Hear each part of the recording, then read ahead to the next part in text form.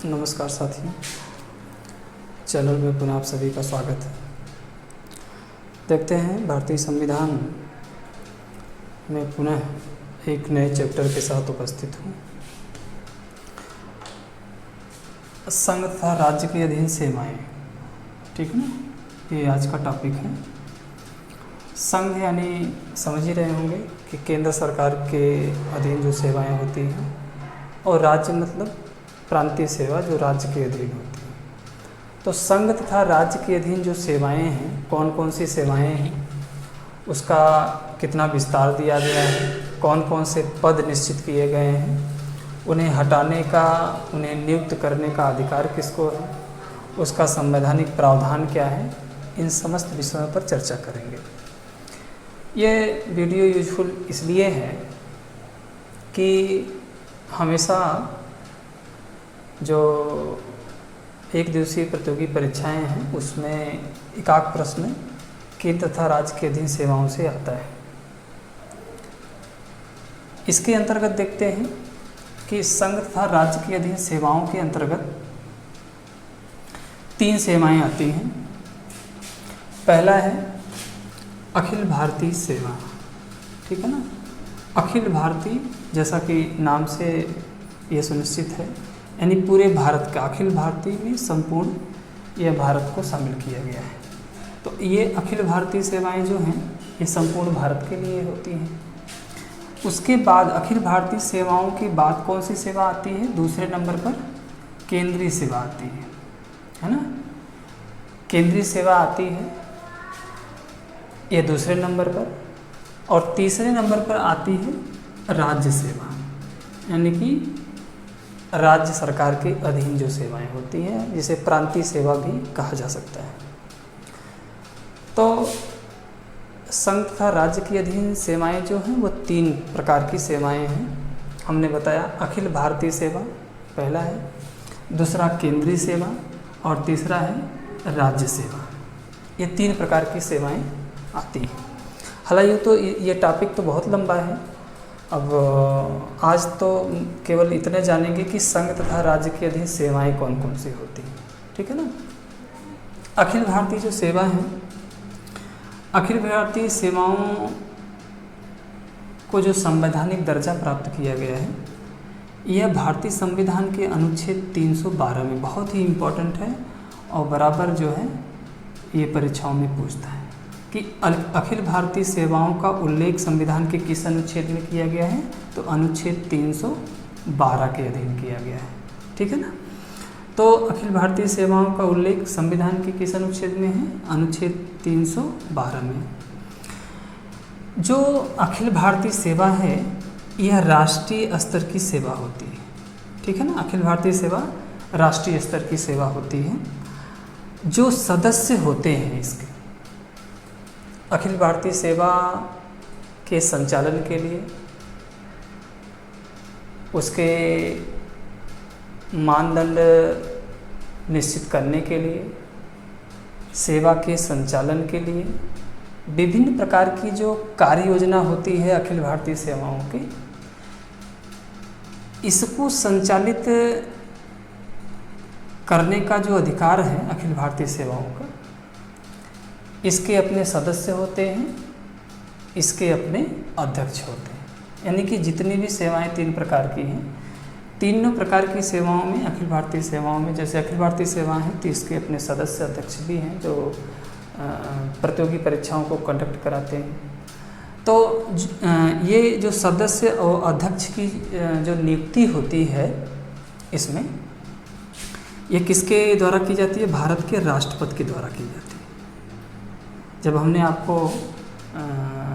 पढ़ाया था राष्ट्रपति, एक चैप्टर था, तो राष्ट्रपति जो है किसकी नियुक्ति करता है, ये उसमें आपको मैंने बताया था कि जो सदस्य और अध्यक्ष होते हैं उनकी नियुक्ति कौन करता है? अखिल भारतीय सेवाओं में भारत का राष्ट्रपति के द्वारा किया जाता है।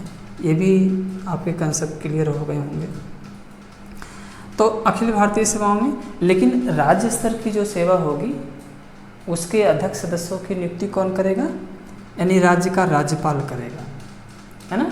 केंद्रीय सेवाओं में अखिल भारतीय सेवाओं में राष्ट्रपति करता है, ठीक है ना। और प्रांतीय या राज्य स्तर की सेवाओं में राज्य का राज्यपाल करेगा। ये तो कॉन्सेप्ट आपके क्लियर हो गए होंगे, ठीक है ना। राज्य का राज्यपाल करेगा। अब देखते हैं कि अखिल भारतीय सेवाओं में कौन कौन सी सेवाएं आती हैं। तो अखिल भारतीय सेवाओं में 3 प्रकार की सेवाएं आती हैं। पहला है भारतीय प्रशासनिक सेवा। देखिए, भारतीय प्रशासनिक सेवा यह भारत की सबसे बड़ी सेवा कहलाती है ना। भारतीय प्रशासनिक सेवा यानी कि इसे सरल शब्दों में कह सकते हैं कि भारत की सबसे बड़ी नौकरी है ना। कौन सी है? भारतीय प्रशासनिक सेवा, जिसे आप कहते हैं IAS, है ना। IAS जिसे आप कहते हैं, वह भारतीय प्रशासनिक सेवा का अंग होता है ना। और भारत में इससे बड़ी कोई नौकरी नहीं होती IAS से, है ना। तो पहला जो है यानी अखिल भारतीय सेवाओं का पहला सेवा है भारतीय प्रशासनिक सेवा। दूसरे नंबर का देखते हैं भारतीय पुलिस सेवा, है ना। भारतीय पुलिस सेवा जिसे आप कहते हैं IPS, है ना। IPS कहते हैं, ये प्रशासनिक यानी कि भारतीय पुलिस सेवा। तो इसको भी आप समझी गए IPS। तीसरे नंबर की जो सेवा होती है उसे कहा जाता है भारतीय वन सेवा, है ना, जिसे कहते हैं IFS, है ना। भारतीय वन सेवा जिसे आप कहते हैं IFS।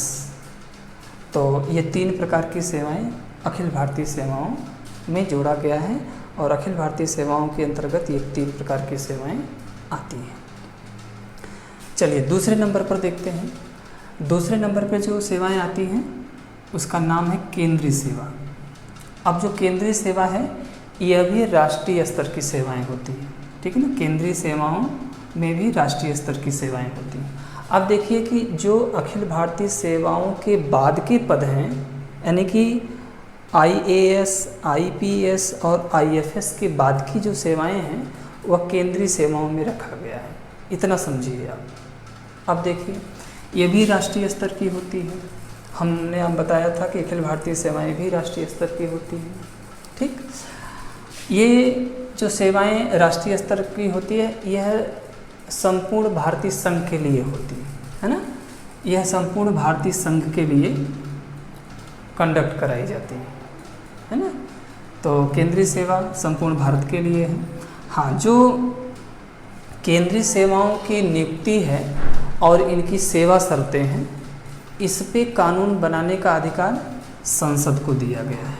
बहुत ही इम्पोर्टेंट है और बराबर जो है यह कंपटीशन में प्रश्न पूछता है कि जो केंद्रीय सेवा हैं, केंद्रीय सेवा के जो सदस्य हैं उनके नियुक्ति और सेवा शर्तों का निर्धारण कौन करता है?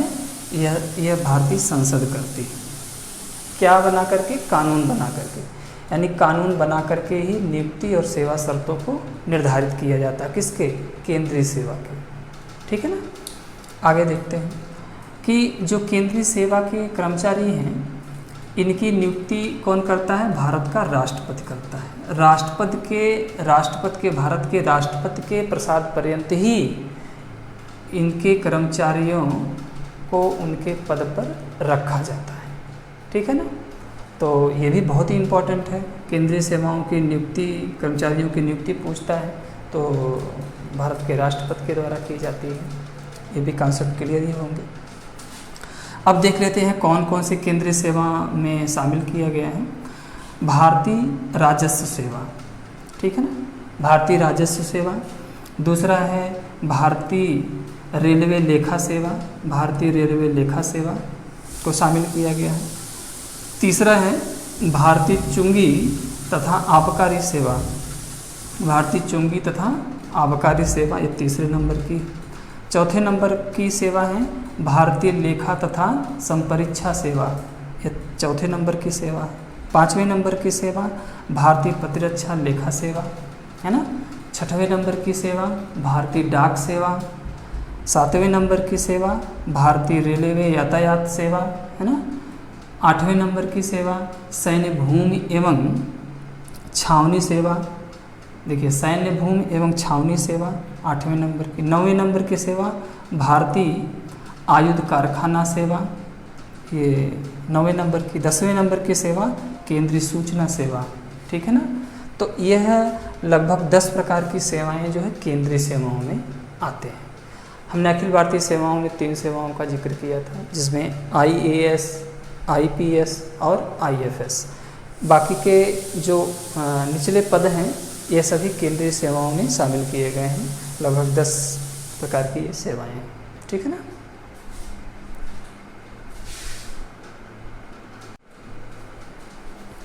चलिए देखते हैं, ये दूसरे नंबर की सेवा हो गई।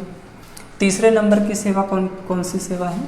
राज्य सेवा, है ना। राज्य सेवा यानी जिसे प्रांतीय सेवा भी कहते हैं आप। अब देखिए, राज्य सेवा के कर्मचारियों की नियुक्ति तथा सेवा शर्तें यह कौन निर्धारित करता है? राज्य का राज्यपाल करता है। यानी राज्य, देखिए केंद्रीय सेवा और अखिल भारतीय सेवा में राष्ट्रपति रहा, और राज्य स्तरीय या प्रांतीय सेवा में राज्यपाल हो जाएगा, ठीक है ना। राज्यपाल उनकी नियुक्ति करना, उनकी सेवा शर्तों को निश्चित करने का कार्य करता है। इसके संबंध में यदि विधि बनाना हो, कानून बनाना हो, यानी कि राज्य स्तरीय सेवा के विषय में यदि किसी प्रकार के कानून बनाने हों, कानून में संशोधन करने हों, तो किसका दायित्व होगा? ये राज्य विधानमंडल का होगा, है ना। राज्य विधानमंडल के द्वारा ही राज्य स्तरीय सेवा की शर्तें, नियुक्ति के संबंध में कानून बनाने का अधिकार है। तो बहुत ही इम्पोर्टेंट है, ये पूछता है कि प्रांतीय स्तर की सेवा में किसी प्रकार का संशोधन, नियुक्ति, सेवा शर्तों के निर्धारण के संबंध में कानून कौन बनाता है? तो कौन बनाता है? यह राज्य विधानमंडल बनाता है। बहुत ही इम्पोर्टेंट प्रश्न है। अब देखते हैं कि राज्य स्तरीय सेवा में कौन कौन सी सेवा शामिल है, ठीक है ना। तो प्रांतीय प्रशासनिक सेवा, देखिए क्रम में वही है। प्रांतीय प्रशासनिक सेवा, जैसे हमने बताया था कि जो अखिल भारतीय सेवाओं में सबसे बड़ा जो पद होता है वो भारतीय प्रशासनिक सेवा होता है, जिसे IAS कहा जाता है, ठीक है ना। यह अखिल भारतीय सेवाओं में सबसे ऊंचा पद होता है। लेकिन प्रांतीय स्तरीय या राज्य सेवा में सबसे बड़ा क्या होता है? प्रांतीय प्रशासनिक सेवा, जिसे आप कहते हैं PCS, है ना। तो PCS यह शब्द कौन लिख सकता है? केवल जो उप जिला अधिकारी होता है, यानी जिसे आप कहते हैं SDM, है ना। यह इसी को ही केवल अधिकार है कि जो PCS लिख सकता है। बाकी अन्य किसी कर्मचारी को अधिकार नहीं है कि वह अपने नाम के सामने PCS लिखे या नाम के बाद पहले PCS लिखे, ठीक है ना। यह केवल जो प्रांतीय प्रशासनिक सेवा के कर्मचारी हैं, तो प्रांतीय प्रशासनिक सेवा जिन्होंने पास कर लिया है, जिनकी नियुक्ति हो गई है, जिसे उसे ही केवल PCS लिखने का अधिकार है। यह सबसे बड़ा जो पद होता है वो किसका होता है? SDM का होता है, SDM का होता है। यानी जो SDM है ना, जो PCS लिखता है वह प्रांतीय प्रशासनिक सेवा का अधिकारी होता है।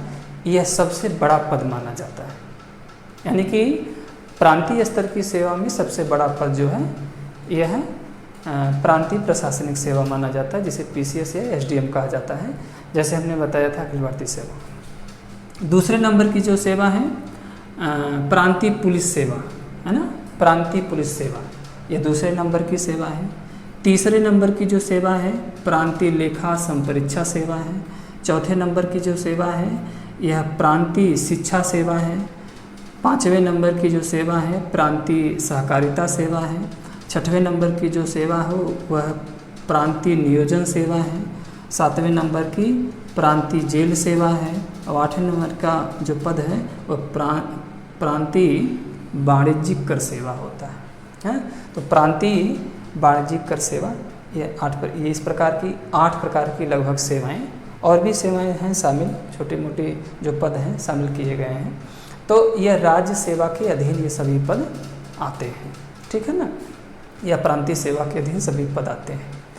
अब देखते हैं कि जो अखिल भारतीय सेवा हो, केंद्रीय सेवा हो, राज्य स्तरीय सेवा हो, यानी सबको मिला दिया जाए तो संघ तथा राज्य के अधीन जो सेवाएं हैं, है ना, अब उसके अंतर्गत देखते हैं।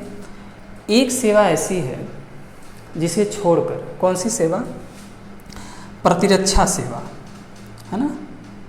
प्रतिरक्षा सेवा के सदस्यों को छोड़कर, है ना, प्रतिरक्षा सेवा के सदस्यों को छोड़कर भारतीय संविधान के अनुच्छेद 311 के अधीन, मेरी बात ध्यान से सुनिएगा, यह कह रहा है कि प्रांतीय सेवा के सदस्यों को छोड़कर भारतीय संविधान के अनुच्छेद 311 में समस्त लोक सेवकों के संरक्षण, समस्त लोक सेवकों के संरक्षण के संबंध में प्रावधान किया गया। यानी समस्त लोक सेवकों के संरक्षण के संबंध में यदि कहीं प्रावधान है ना, तो संविधान के अनुच्छेद 311 में है, लेकिन प्रतिरक्षा सेवा के सदस्यों को छोड़ करके यह प्रदान किया गया है। तो मुझे विश्वास है कि यह वीडियो आपको अच्छी लगी होगी और चैनल को ज़रूर सब्सक्राइब करिएगा, शेयर करिए, लाइक करिए और कमेंट करना ना भूलिए। कुछ लोग ही वीडियो को देखते हैं और कमेंट करते हैं, तो मेरा उनसे गुजारिश है, अगर किसी प्रकार का कंप्लेन हो तो आप कमेंट बॉक्स में लिखिए, कुछ कमी होगी तो उसे दूर करने का प्रयास किया जाएगा। तब तक के लिए बहुत बहुत धन्यवाद, बहुत बहुत शुभकामनाएँ। नेक्स्ट वीडियो के बाद पुनः मिलेंगे। अब इसके विस्तार के संबंध में और भी आपको बताएंगे कि लोक सेवा क्या होता है ना, उसके अधीन कौन कौन से अधिनियम बने थे, सब कुछ बातें डिटेल में बताऊंगा। लेकिन आज के लिए इतना ही। बहुत बहुत धन्यवाद, बहुत बहुत शुभकामनाएं।